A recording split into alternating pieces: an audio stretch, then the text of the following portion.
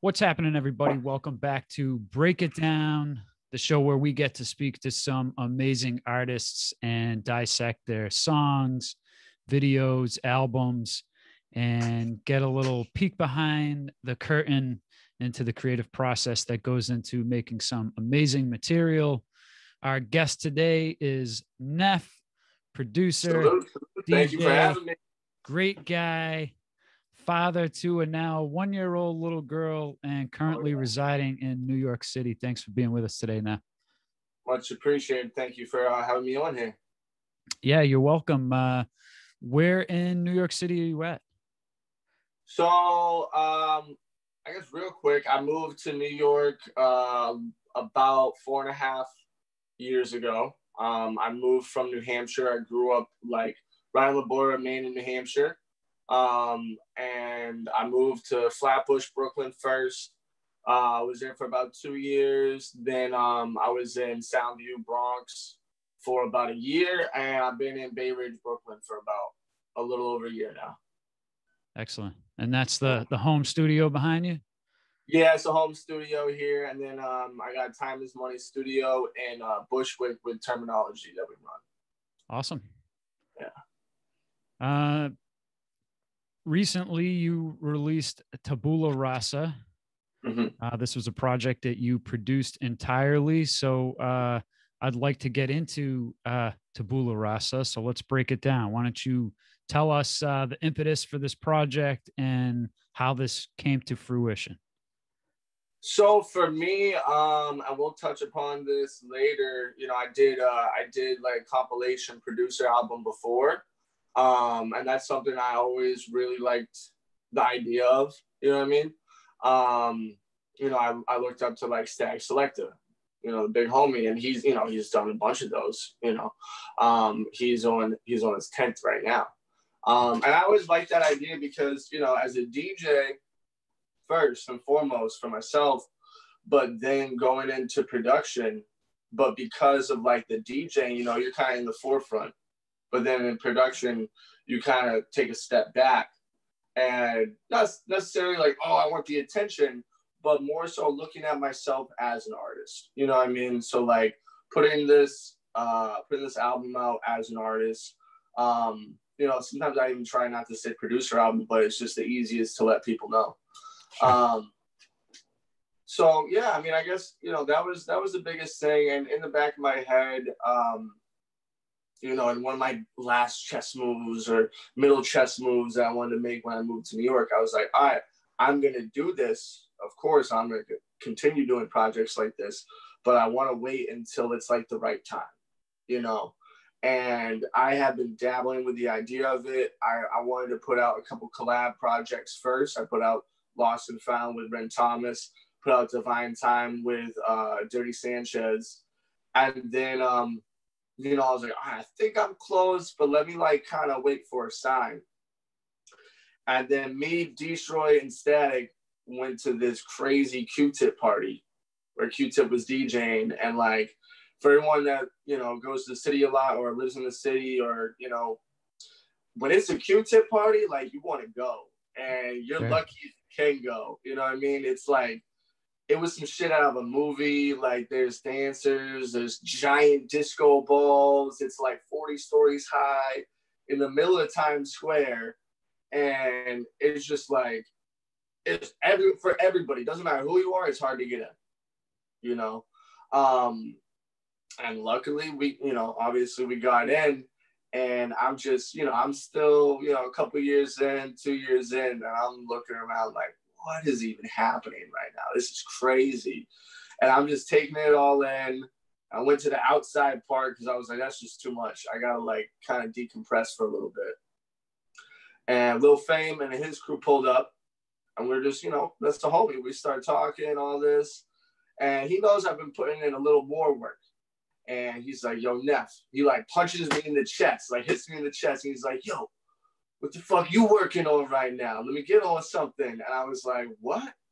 My mind was just absolutely blown. You know what I mean? That Lil Fame of P, this kid right here, moving from a little town in New Hampshire, is having this conversation. And I started to tell him, like, oh, I'm nervous. I'm working on this. I'm working on that. These are all collab projects. I'm like, oh, what about a verse for one of those? He's like, nah. I said, what are you working on? And right then and there, I said, I'm working on an album. I just started. And that was me starting the project. That's great. And then, yeah, what's crazy was that was one of the last verses that came about and was one of the singles. But that was really the start. That was like, all right, it's time to do this. Let's go ahead. I'm sure that's a great story. I'm sure it's reassuring yourself as well it's great you're at this Q-tip party, but now Little Fame, like you said, kid from New Hampshire, it kind of solidifies you. This is why I moved here. And oh, for sure. Now these moves that I've been making are starting to pay off. And exactly. So that's great. All these artists you have on the project, obviously Term, Statik, Rascast, Rome Streets. These are probably all homies. They kind of collaborated for you, right?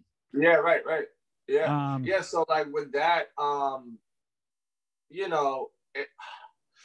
it's hard because let's just say, yeah, they're all homies. But these are like, people talk about it a lot, building those relationships. And it's not even like, yo, let's go network and build a relationship. It's like, nah, you like immerse yourself in music and you get really awesome friends that are super talented and you like see where it goes. Sometimes those tracks just happen. And sometimes those tracks are like, yo, bro, like I need you for this. You know what I mean?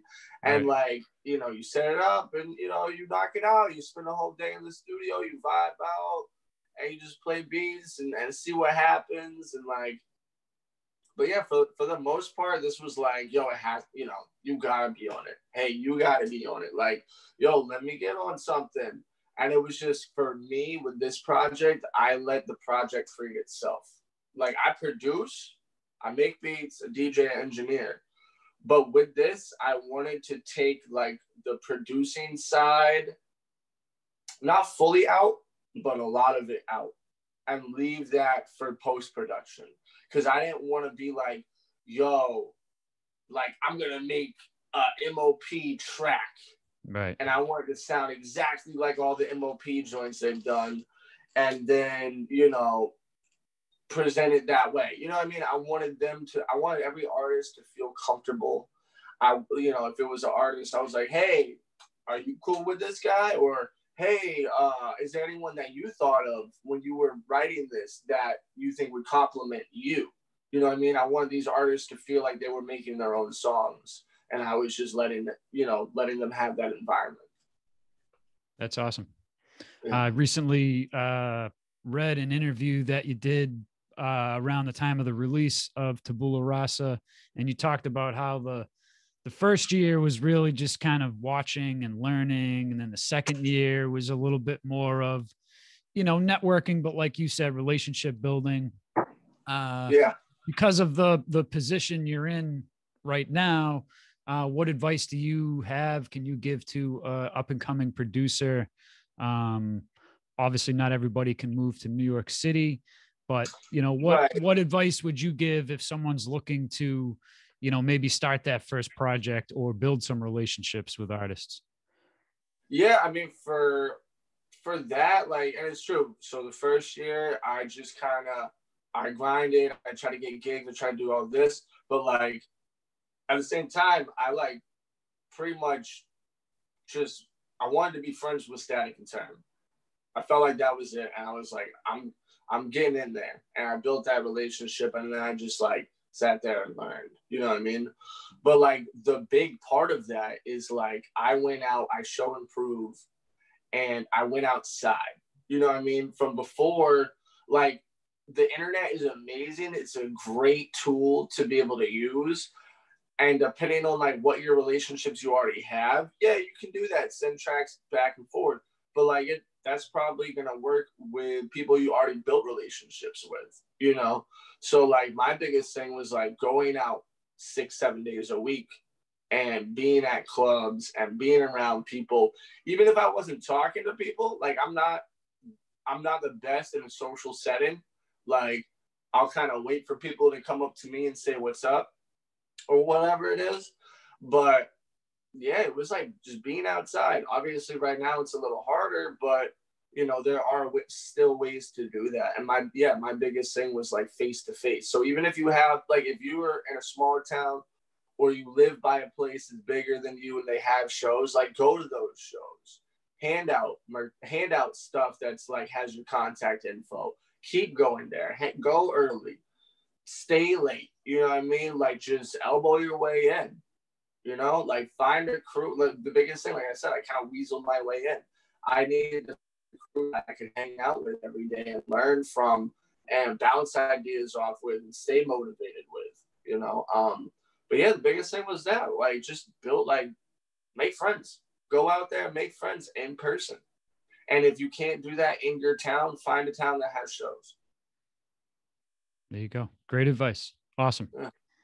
I want to play a clip from the album. Is there any track you'd recommend, or should I just pick one? You know, we're going to play a little snippet, so maybe 45, 50 seconds of a song. Which one would you recommend, Neff? I am curious as to see what you would pick. Well, the one that that's me. The one I like the most is Nems, just because of how raw it is. So this one's called Guerrillas Interlude featuring Nems, and here's a little clip of it right now. Well, hold on real quick. Yes. He says it in the end of this. We're not going to get that far, but it's completely true. When I sent him a text or called him or whatever about doing the joint, like, he literally said, yeah, man, like, when he finally was like, you know, the back and forth with beats, trying to play in beats, and he was like, yo, all right, cool, let's do it. He said, we got to call it Guerrillas Interlude, and nobody else is getting on this fucking track. So there you go. All right, so we're just going to play a clip, and that way it forces the listener to go get the whole song. So, because that's what I loved about the song, was how raw Nems was. And of course, you know, he's like, you got to pay me to put someone else on this song. That's so it's a great track. Nems killed it. It's called Guerrillas Interlude. I murdered that. And here's a little snippet of it right now. Yo, Nev, don't put nobody on this shit. Fucking vibe. Straight up. Gorilla. Rappers is pussy, rappers is cunts. Twat. I do what I say and say what I want. Fuck your life. Play the background, cause I never front. Never. Merch make a presidential Rolex a month. What's that? That's 40K. What? That's a 50 pack in 40 days. Damn. You can leave, but your shorty stays. Gunther. Matter of fact, you can take her back. I mean, she got a little cakey, but her face is whack. Garbage. What you make a year, I pay a tax. Face the facts, your tape is whack. I put that shit in once, never played it back. Broken. If I put you on this track, you'd make it whack. All right, so that was Guerrillas Interlude featuring and it's the production's incredible on the album. Thank you. You know, we met 5 or 6 years ago when I started working with MDOT. Close to 7. And you know, Classic Mindset was maybe a couple years old at that point. Yeah. I can see incredible progression since then. Obviously, working with someone like Statik, you have some amazing tools at your dispense. For sure. That man taught me so much. I don't even play beats for people pre New York anymore. I won't even, because it's night for me. Like, I'm not trying to sound cocky. It's just night and day. And I'm sure I'll, you know, get to another spot later down the road. But like, yeah, I learned an immense amount of stuff being out here. That's great. Can you let our listeners know anything you're working on right now? Maybe a little peek? Oh, man. So it's crazy too, because I was just trying to, like, it was a little bit of a quick stunt, and then at the same time, and I have to pull it up too, at the same time, it was just like, all right, put Tabula Rasa out. Like, that's not the end all be all, guys. Like, you gotta realize there's more to come. Yeah, it's just the beginning. Yeah, it's just the beginning. That was like my magnum opus or whatever. Even though I did those projects, like I said, as an artist, but like there's some